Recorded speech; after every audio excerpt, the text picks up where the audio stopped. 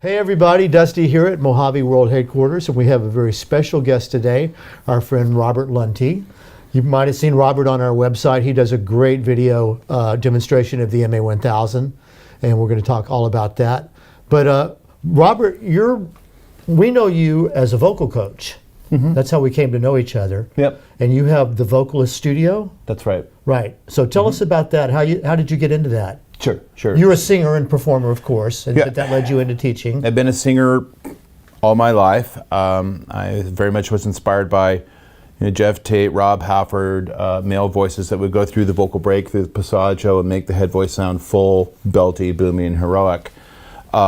Very long story short, in my pursuit and journey to understand the techniques to build a voice to do that sort of thing, Right. I became a voice coach. So I didn't really become a voice coach because I had planned to. It sort of pulled me in. Right.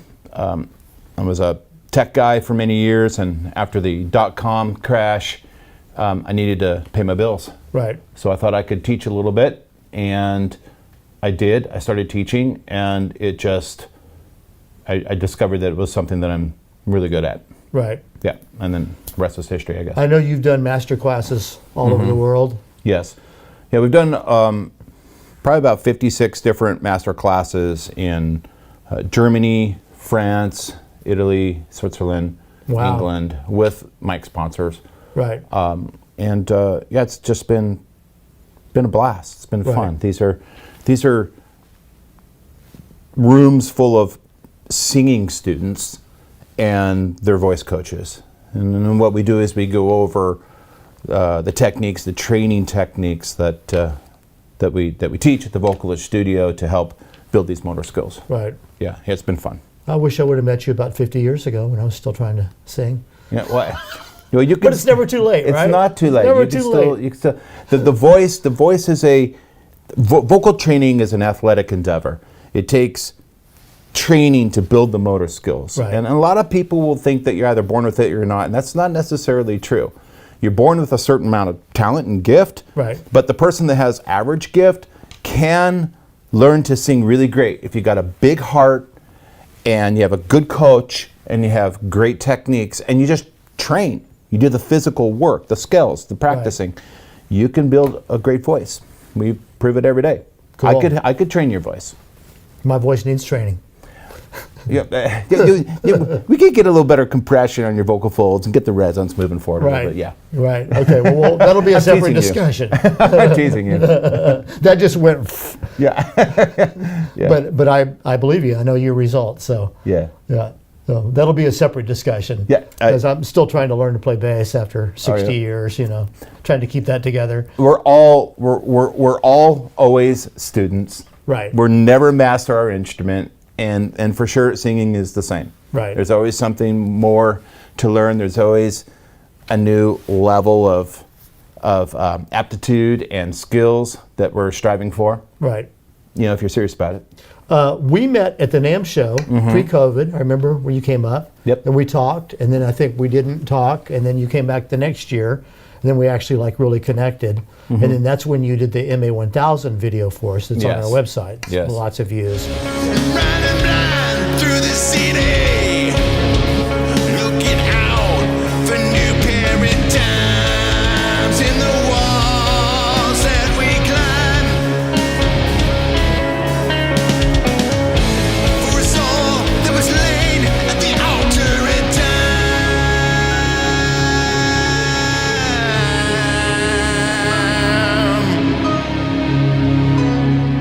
So that kind of leads us into talking about your relationship with microphones. Yeah. From a singer and from a vocal coach perspective. I know you have close to 100 microphones in your Yeah. collection.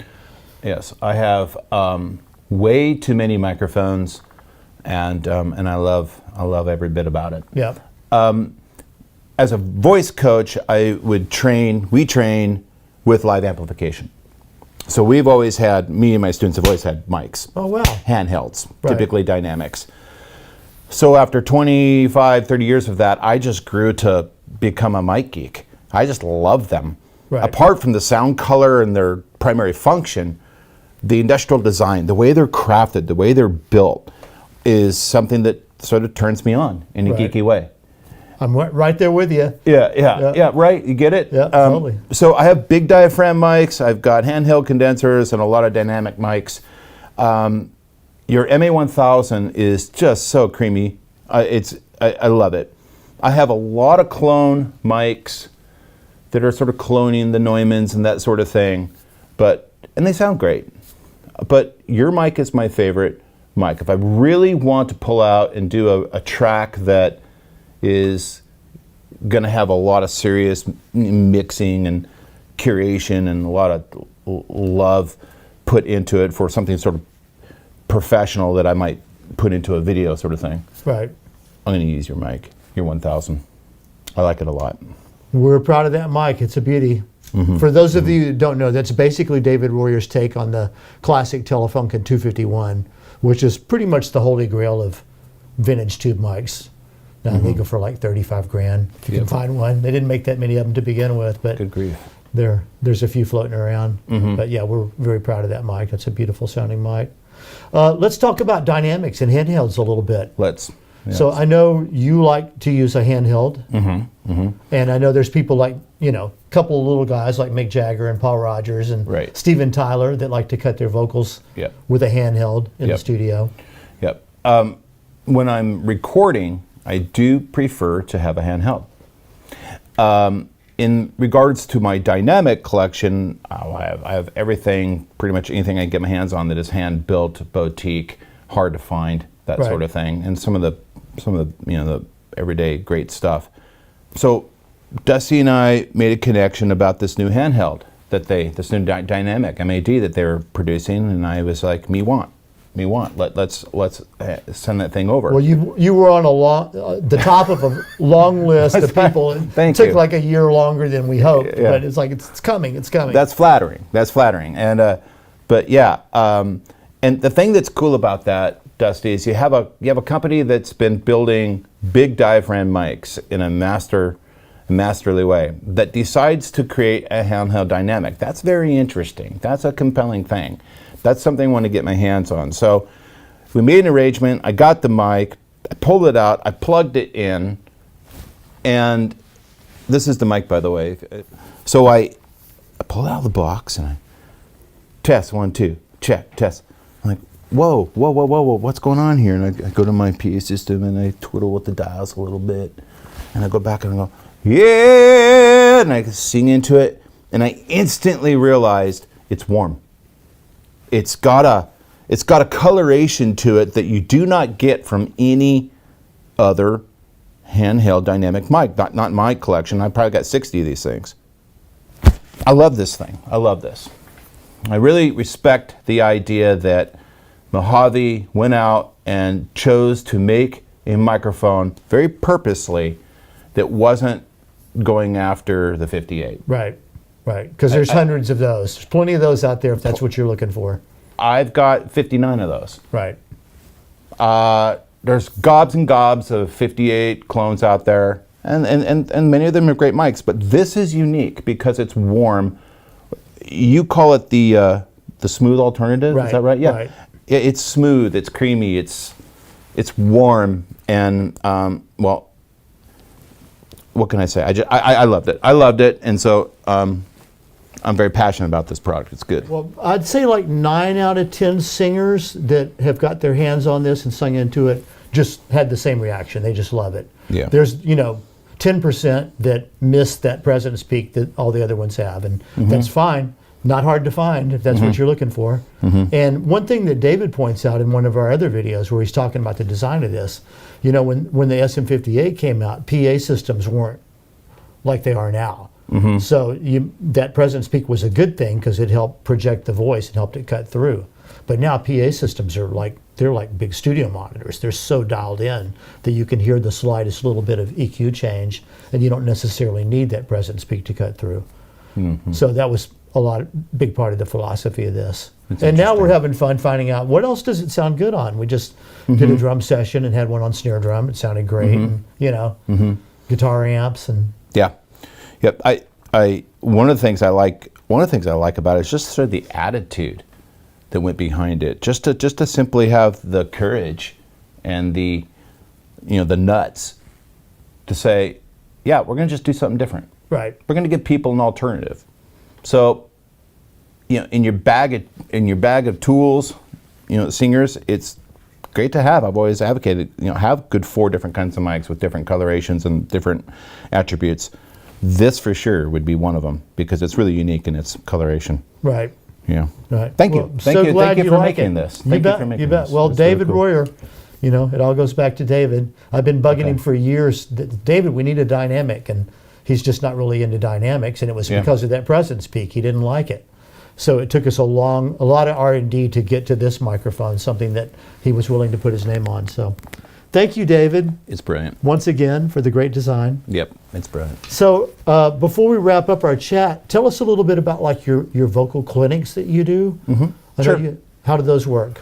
Sure. Well, we'll have a sponsor behind us, and we'll partner with other voice coaches from different areas, and eventually we'll bring in. We'll do like a full day with students and coaches where we'll go over the vocalist studio training techniques, which will focus mostly on what I was referring to earlier, where we expand the vocal range. We learn how to get through that hard part, the passaggio, the vocal break, and we learn how to do training techniques that will build the strength and the motor skills to belt in the head voice, to get the high notes to sound chesty. I'm oversimplifying, but that's essentially what all singers need and want, whether they realize it or not. Right. So we'll do that, and there'll be volunteers will come up. I'll work with people on certain techniques and coach them in front of an audience for a few minutes, and we'll get a result. In addition to that, I'll sing, and we'll take Q&A, and then typically there's a couple days after where we'll do private lessons as well. It's a blast. It sounds fun. It's a lot of fun. There's a lot of humor involved, and I'm sort of a ham in front of an audience. Yeah, I've seen some of your videos on your website, and it looks like a blast. Looks like people are really enjoying it. They really love it. So are you? They really love it. Did you have to stop doing that because of COVID? Now you're firing it up again, or are you mostly coaching on Zoom now, or how's that work? I mostly do one-on-ones. If I do a one-on-one, it's very rare these days. I used to do it all the time, but if I do it, it's on Zoom currently. Right. But right now, the Vocalist Studio is mostly we're marketing our online courses. We have these video-oriented online courses you can find at the website, which is thevocaliststudio.com. There's 9 courses in 5 different languages, and you watch these videos and you do the training skills and things that are in the program. It's a self-taught program that if you commit to it for about 90 days, you will get results. You're going to get results for sure. So that's where I'm spending a lot of my time, right? In terms of the business side. It's scalable, and it's just an easier thing to do than only selling my time. But I will do one-on-ones on a rare occasion. Right. Yeah. Other than that, it's the group events. Right. It's sort of the master classes. Yeah, it's great that we can all get back to doing live in-person group things. Yep. I did take a break from it for a few years, but looking forward to getting back into it. That's great. Well, it's a great service for people out there that want to learn to sing. Thank you. It's interesting that you mentioned service, because I've been doing it for so many years. I get these emails from people that are oftentimes, thank you for having this course. Thank you for what's going on. And I know you get emails like that too. And it's nice because it reminds me of there's sort of an obligation to some extent. I sort of feel responsible for continuing to do the thing that I'm gifted to do, and not stop. Even if I'm personally a little tired a little bit, there's a sense of I need to get out there and teach. People need it. People want it. Right. Well, especially with singing and the little bit of, like back in the day when I was singing in bands back in Texas, I took some voice lessons, and it's a very kind of a spiritual thing. It's a release, an emotional release. All that breathing and the energy and the focus. It's kind of a meditation. When the body becomes a channel for highly tuned resonance, when you become a vessel, a resonant space that in your own body, and and you can see and hear yourself doing things that are really superhuman, which is where the training comes in.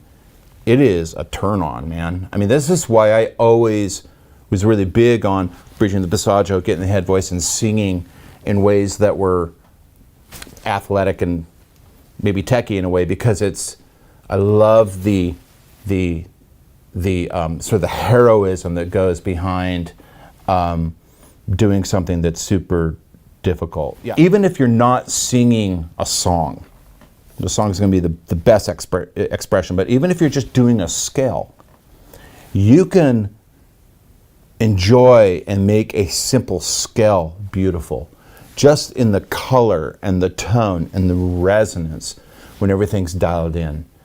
And really great singers and really great students are focusing on that. And that's when you really hunker down and get great results. You know, tuning the voice into a true resonant amplified instrument is exciting. It's a turn on for me and Yep. a lot of people. I'm a believer. That's great. Well, listen, thank you so much for being here. Yeah, We're going to it's an impose honor. on you to do some singing for us here in a Okay. minute. Yep. So those will be separate videos. So stay tuned for that. Cool. Thanks for tuning in.